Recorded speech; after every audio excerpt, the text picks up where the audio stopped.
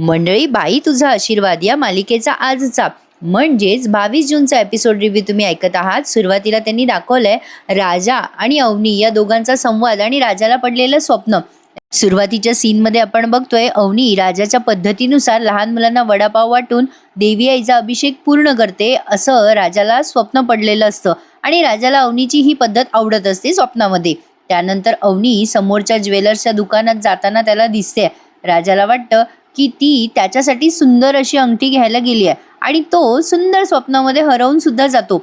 आता त्याला असं स्वप्न पडतं की अवनी त्या ज्वेलरच्या दुकानातून बाहेर आली आहे आणि त्याला अंगठी घालत आहे, पण प्रत्यक्षात असं नसतं. जेव्हा त्याला जाग येते तेव्हा त्याच्या लक्षात येते प्रेक्षकांनो की अवनीने तिची स्वतःची अंगठी मोडून राजाला काही पैसे दिलेत. आता तो भानावर येतो आणि म्हणतो, हे काय करताय तुम्ही मॅडम, तुम्ही अंगठी कशाला घेतलीत माझ्यासाठी?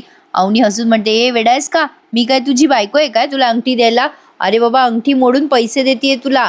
राजा म्हणत असतो, पैसे काय, हे तुम्ही तुमची अंगठी का मोडलीत, असं का केलं तुम्ही मॅडम? हा जो सीन आहे ना, हा तो त्यांनी नंतर घेतलाय. आता सुरुवातीला या काकाला ते लागलं ना, काल त्या दोघांचे भांडणं झाले. हा जातो तिथे, आमची परवानगी घेतली नाही जागेसाठी वगैरे तमाशा करायला. मग ती आत्या त्याला पाणी बिणी देते आणि मग तो रडून पडून सांगतो, बघ ग सुले, मला मारलं ग. मग ती सुलक्षणा लगेच पेटून उठते आणि म्हणते, आता फार झालं या अण्णाचं, याला ना आता पोलिसांचा हिसका दावायलाच हवा. असं म्हणून आता हे दोघे बहीण भाऊ चाललेत पोलीस कंप्लेंट करायला. आता ही नमी म्हणजे त्या आत्याची मुलगी त्यांना थांबवते बरं का, पण ही कसली ऐकते, तिला निमित्तच हवं असतं स्वतःच्या सख्या भावाला त्रास द्यायचं. नमी या दोघांना नाही नाही म्हणत असते, पण ती सुलू आत्या त्या दत्त्याला उचलते म्हणजे धरून नेते पोलीस स्टेशनमध्ये कंप्लेंट करायला. नमीला बिचारीला आलेलं टेन्शन. इकडे राजाला दिसतंय की अवनी येते त्याच्या समोरून अशी चालत आणि लाजते, मुरडते आणि त्याच्या हातावर काहीतरी ठेवते. हे मगाशी सांगितलं त्याप्रमाणे त्याचं स्वप्न आहे. अवनीने त्याच्या हातावर काही पैसे ठेवलेत. राजाला आधी असं वाटतं की अवनी त्याला अंगठीच घालते, स्वप्न आहे हो सगळं, नेहमी जसं त्याला पडतं तसंच. अवनी आता त्याला पैसे देते तेव्हा राजा म्हणतो, हे काय मॅडम पैसे? अवनी म्हणते, अरे तुझा खूप खर्च होतोय ना माझ्यामुळे, त्यामुळे घे, हे पैसे घे. राजा तिला नाहीच म्हणत असतो पैसे घ्यायला. तुम्ही असं का केलं, का अंगठी मोडलीत तुमची? अवनी म्हणते, अरे का मोडली म्हणजे, माझी अंगठी होती मोडली ती. घे रे बाबा, हे पैसे घे. राजा पैसे घ्यायला नाहीच म्हणत असतो तेव्हा अवनी त्याला इमोशनल ब्लॅकमेल करत म्हणते, घरच्यांना सगळं सत्य सांगेल ना. थोडीशी ब्लॅकमेल करते आणि पैसे घ्यायला लावतेच त्याला. इकडे बघा, आता पुढच्या सीनमध्ये आपण बघतोय ती सुली आत्या आली आहे बरं का, त्या जखमी दत्त्या मामाला घेऊन धोंड्या अण्णाच्या घरी, आणि ती पोलिसांना पण घेऊन येते सोबत.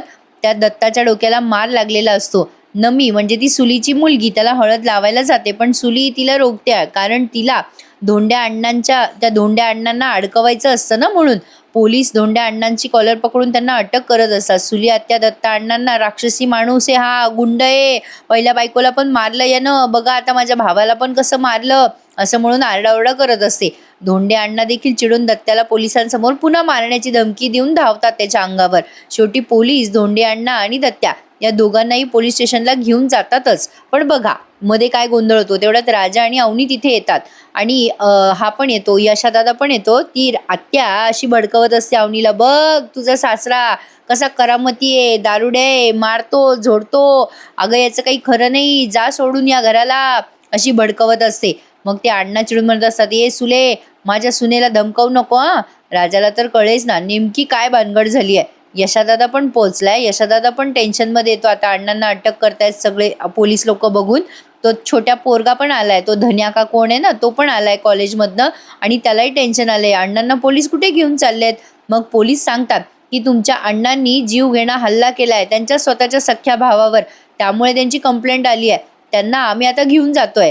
आता अण्णांना तर काही वाटत नसतं, कारण अण्णांना माहिती आहे की त्यांचा भाऊ आणि ती त्यांची बहीण कसे आहेत, त्यांच्या जीवावर उठलेले आहेत. पोलीस म्हणत असतात, ए अण्णा जास्ती माज दाखवू नकोस. अण्णा ओरडत असतात सुलूवर आणि त्या दत्तावर, माझ्या सुनेला भडकावू नका, मुद्दाम तुम्हाला सहन होत नाही, स्वतःच्या हिस्स्याची जमीन खाल्ली, पैसा जुमला, सगळं खाल्लं आणि आता माझ्या हिश्श्यावर टपले का?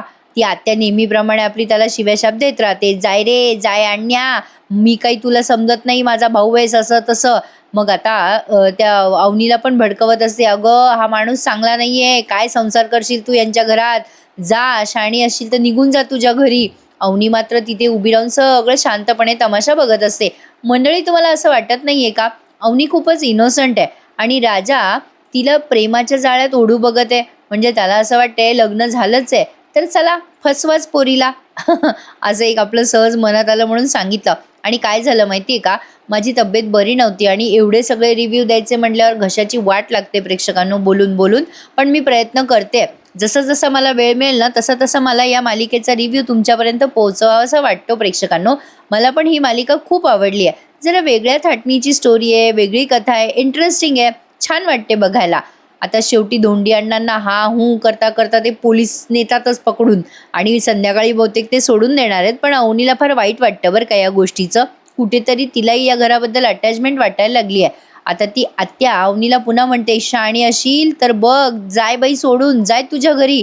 अवनी आता विचारते, "का नेलं अण्णांना पकडून असं?" आता यशादादा म्हणतो, "जाऊ द्या, येतील अण्णा संध्याकाळी, तुम्ही त्याची काळजी करू नका." पण अवनीला मात्र खूप चिंता लागलेली असते अण्णांची. इकडे नमी अवनीला म्हणते, तुम्ही दोघं चला ना माझ्या घरी. तुमचं लग्न झालं तसं मी तुम्हाला घरी बोलवलंच नाही." राजा म्हणतो, "ए नमे, येडी झाली आहेस का? अगं तिकडे तुझी आत्या जीव खाईल ना आमचा." "अगं आत्या घरी असेल ना." नमी म्हणते, "ए राजा, तुला काही कळत नाही. चल बरं, मला ना अवनीसाठी एक सुंदर गिफ्ट आणलंय मी, ते तिला द्यायचंय. चल ना गं अवनी, आमच्या घरी चलशील का?" अवनी आता काहीच म्हणत नाही, हो म्हणत असते तिला. आता इकडे या अवनीच्या माहेरचं दृश्य त्यांनी आज दाखवलंय बऱ्याच दिवसानंतर. अवनीची जी वहिनी आहे तिची खूप तगमग होत असते अवनीसाठी, पण तिचे जे सख्खे आई वडील आहेत त्यांना काही वाटे ना अवनीबद्दल. अवनीची आई फक्त तिच्या वडिलांचीच काळजी करते, अवनीचं तर नावच घेत नाही. अवनीचे बाबा तिची आठवण काढत असतात. तेव्हा तिचा भाऊ येतो तिथे आणि म्हणतो, "बाबा, तुम्हाला बरं वाटतंय ना आता? तुम्हाला त्रास नाही होते ना?" असं काहीतरी तो विचारपूस करत असतो त्यांची. आता यांच्या बोलण्यामध्ये संवादामध्ये एकदम त्या वहिनीला मध्ये बोलावंसं वाटतं. आता ती सांगते की अवनीने हे सगळं लग्न मनापासून केलेलं नाहीये. अवनीच्या बाबांना अवनीचा विषय पण काढायचा नाहीये बरं का प्रेक्षकांनो. ते तिथून उठून जातात विषय निघाल्यावर, मला या विषयावर बोलायचं नाहीये म्हणून. पण आता ती वहिनी विषय काढतेच आणि म्हणते, "बाबा ऐका ना, अवनीने हे लग्न म्हणजे तिने तिच्या मर्जीने केलं नाहीये असं मला वाटतं. बघा ना, तिला विवानशी लग्न करायचं नव्हतं. ती आपल्या सगळ्यांना म्हणत होती ना की मला लग्न नाही करायचं, नाही करायचं. आपणच तिच्याकडे लक्ष दिलं नाही, आपण दुर्लक्ष करत राहिलो. तो विवान चांगला मुलगा नव्हता बाबा. अहो त्याला फक्त घरकामासाठी बाई हवी होती." आता मात्र तो भाऊ चिडतो त्या वहिनीवर आणि म्हणतो, "तू मध्ये बोलू नकोस. त्या अवनीची साईड घ्यायची गरज नाहीये. तिला अशा फडतूस माणसाशी लग्न करायची काय गरज होती?" त्यावर आता ती वहिनी म्हणते, "मला असं वाटतं आपण अवनीची बाजू एकदा ऐकून घ्यायला हवंय. म्हणजे तिने ते लग्न केलंय ते मनापासून आहे की काय, तिला ॲक्च्युअली लग्नच करायचं नव्हतं." असं जेव्हा ती बोलायला लागते तेव्हा तो तिचा भाऊ आहे ना अवनीचा, तो म्हणतो, "काय बोलतेस तू? तुला तरी कळतंय का? अगं तिने स्वतःहून लग्न केलंय तिच्या मनाने. थांब तुला काहीतरी दाखवतो." आता त्या अवनीच्या भावाने त्या वहिनीला आणि घरच्यांना सगळ्यांनाच अवनीचा रिसेप्शनचा एक व्हिडिओ दाखवलाय. त्यात अवनीने राजासाठी नाव घेतलंय ना, ते नाव आपल्याला या व्हिडिओवर दिसणार आहे. आता ते तिच्या वडिलांनी पण ऐकलं. ते सगळं व्हिडिओ बघून आणि ते अवनीचं नाव वगैरे घेताना ऐकून तिच्या वडिलांना खूप कसं तरी होतं आणि ते म्हणतात, "बंद करा रे, काय तमाशा लावलाय हा सगळा, बंद करा." आणि अवनीचा विषय पुन्हा एकदा इथे टाळला जातो यांच्या घरामध्ये. "कोणीतरी मला शांत बसू देणार आहे का? मला हा विषय नकोय." असं म्हणून ते अवनीचे बाबा त्यांच्या खोलीत जात असतात. तेव्हा त्यांना पुन्हा एकदा छातीमध्ये त्रास होतो. साहजिक आहे प्रेक्षकांनो, कुठलेही आईवडील आपल्या मुलीचं भलंच चिंततात. राजा परिस्थितीने गरीब आहे. कोणत्या आईवडिलांना असं वाटेल की एखाद्या गरीब मुलाशी आपल्या मुलीचं लग्न लावून द्यावं म्हणून? साहजिक आहे. तर असो, आता ती अवनीची आई पण चिडते, मग तो भाऊ पण चिडतो की आता तिचा विषय काढायचा नाही, ती आपल्या सगळ्यांसाठी मेली आहे वगैरे. आणि त्याच्या बायकोला पण धमकवतो की आता पुन्हा पुन्हा अवनीचा विषय या घरात काढू नकोस. अवनीच्या वहिनीने प्रयत्न केला पण तिचं कोणी काही ऐकूनच घ्यायला तयार नाहीये.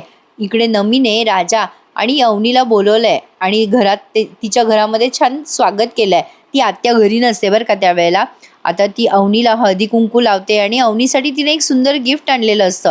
गिफ्ट देताना ती म्हणते, "खूप गोड आहे हं सुनबाई धांगटांची. खरं तर माझं लग्न आधी झालं असतं ना तर मी तुझं खूप कोड कौतुक केलं असतं गं अवनी." असं ती अवनीला म्हणत असते. अवनीला जरा ऑकवर्ड वाटत असतं पण नमी म्हणत असते, "थांब जरा."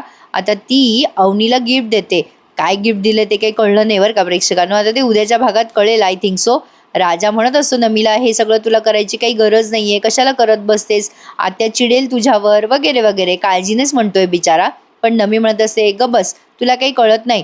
अरे एवढी गोड सून आणली आहेस तू धांगटांसाठी आणि तिचं कोड कौतुक नको का करायला?" असं म्हणून नमीने जबरदस्ती तिला गिफ्ट दिलंच आहे. आता गिफ्ट वगैरे ती घेते, ती नमी तिला कुंकू वगैरे लावते. मग राजा नमीला म्हणतो, "चला राजा अवनीला म्हणतो, चला आता आपण घरी जाऊयात. आता सगळेजण रात्री जेवण्यासाठी म्हणून एकत्र बसत असतात. तेव्हा अवनी मात्र सारखी दाराकडे बघते, अजून अण्णा आले नाही ना म्हणून. यशादादाला कळतं. तो अवनीला म्हणतो, काळजी करू नका, अण्णा येतील, तुम्ही बसा, जेवून घ्या बरं. अवनी आता काळजी करतच असते. ती म्हणत असते, पण अण्णा केव्हा येतील? मग त्यावर आता हा पाण्या म्हणतो, नका टेन्शन घेऊ, अण्णांचं नेहमीच आहे. अहो येतील ते संध्याकाळपर्यंत उद्या. काय आहे ना, अण्णा असे औषध घेतात आणि मग राडा करतात, असं होतं. मग अवनी सहज जेवायला बसायच्या आधी विचारते. यांचा एक संवाद दाखवलाय जेवताना. यशादादा म्हणतो, सोय चुपचाप बसा रे, गडबड करू नका, जेवून घ्या. मग आता हे जे लहाने भावंड आहेत ना, ते गंमत करतात यशादाची. ते म्हणतात, यशादा नेहमीप्रमाणे चवळीची उसळ आणि पोळीच केलेली दिसते. यशादादाला थोडंसं कसं तरी होतं. तो म्हणतो, सॉरी नाही म्हणजे तुम्हाला काही आवडत असेल तर तसं मला सांगा, मला माहिती नाही, त्यामुळे मी नेहमीचेच पदार्थ करतो. अवनी आता म्हणते, ठीक आहे यशादा, पण ती आत्या अशी का त्रास देते तुम्हाला आणि तिने का पकडवलं अण्णांना? मग यशादा सांगतो, ती आत्या आहे ना, तिने स्वतःच्या वाटेचं सगळं विकलंय आणि आता या हिश्श्यावर तिला हक्क पाहिजे, म्हणून ती आमच्या अण्णांना त्रास देते. आणि तुम्ही अण्णांचं टेन्शन घेऊ नका हो, ते येतील घरी. आता अवनी म्हणते, असं कसं करू शकतात ते? तुमची आत्या अशी कशी? तुमच्या हिश्श्यावर का बरं लक्ष ठेवू नये? त्यावर आता हा धन्या आणि सगळेच जण म्हणतात, काय करणार, त्याला स्वभाव आहे तिचा तसा, जाऊ द्या, तुम्ही नका लक्ष देऊ. ही सगळी भावंड अवनीला असं समजवत असतात. आता तेवढ्यात हा लहाना जो भाऊ आहे ना धन्या, तो गंमत करतो आणि म्हणतो, काय रे यशादा, अरे तू नेहमीसारखे पदार्थ बनवले, पण आपण वहिनीला कधी विचारलंच नाही त्यांना काय हवं काय नको. त्यांच्या घरात ते किती स्टाईलने जेवत असतील ना, ते कॉन्टिनेंटल फूड का काय ते सगळं खात असतील ना, इथे त्यांना असं हलकं जेवण चालेल का? आता सहज धन्या म्हणतो बरं का. आता त्यावरती अवनी म्हणते, नाही नाही चालेल ना, मला छान असतं तुमचं पण जेवण. आता अवनी मात्र ही बाजू सांभाळून घेते. यशादाला कसं तरी होतं. तो म्हणतो, खरंच की तुम्हाला खूप असे वेगवेगळे पदार्थ लागत असतील ना खायला, माझं चुकलंच, मला सांगा तसं, उद्यापासून मी तुमच्यासाठी काहीतरी खास बनवतो. आता हा जो पाणी आहे ना, तो गंमत करतो बरं का त्या लहान्या भावाची आणि त्याला म्हणतो, अरे तू मगाशी डाएट फूड बोललात ना, आता यशादादा चिडला तुझ्यावर, आता तो उद्यापासून तुला डाएट फूड खायला घालणार. आता ही सगळी भावंड गंमत करत असतात बरं का. आणि यांच्या गमती जमतीमुळे अवनी आता जेवणाच्या ताटावर हसायला लागते. त्यामुळे राजाला पण चांगलं वाटतं की टेन्शन आलेल्या अवनीचा चेहरा आता जरा खुलला. आणि मंडळी, इथेच त्यांनी आजचा भाग संपवलाय. सारखी अवनी आपली त्या दाराच्या दिशेने बघत असते. जेवताना सगळे एकत्र हसत खेळत जेवत असतात ना भावंड, आणि संवादादरम्यान अवनी त्यांना सहज विचारते की हे सगळं सुली आत्या का असं वागते, प्रॉपर्टीवर काय, हिश्श्यावर काय टपली आहे वगैरे वगैरे. आणि तेच त्यांनी आजचा भाग संपवलाय. आता उद्याच्या भागात आपण बघतोय, राजा म्हणत असतो त्यांना इथेच राहायला हवं, सहवासाने प्रेम वाढेल ना. यशाजवळ अवनी म्हणते, यशादादा कुठे भाड्याने खोली आहे का किंवा हॉस्टेल, तुम्हाला माहित असेल तर सांगा मला. पण राजाला असं वाटतंय की अवनीने इथून जाऊच नाही. यशादादा चिडतो राजावर आणि म्हणतो, राजा तुला माहिती आहे त्यांनी तुझ्यासाठी नाही, प्रेमासाठी नाही, तर त्यांच्या करिअरसाठी घर सोडलंय. उगाच नसत्या अपेक्षा ठेवू नको आणि सत्यात जगायला शिक, असं यशादादा राजाला निक्षून सांगतो. आणि आजचा हा भाग इथे समाप्त होऊन जातो. कसा वाटला प्रेक्षकांनो आजचा बाई तुझा आशीर्वाद या मालिकेचा एपिसोड रिव्ह्यू? छान वाटला ना? मग नक्की कमेंट करून कळवा आणि आपल्या चॅनलला लाईक, शेअर आणि सबस्क्राईब करायला विसरू नका. उद्या भेटूयात पुन्हा एकदा. तोपर्यंत टेक केअर बरं का मंडळी. धन्यवाद.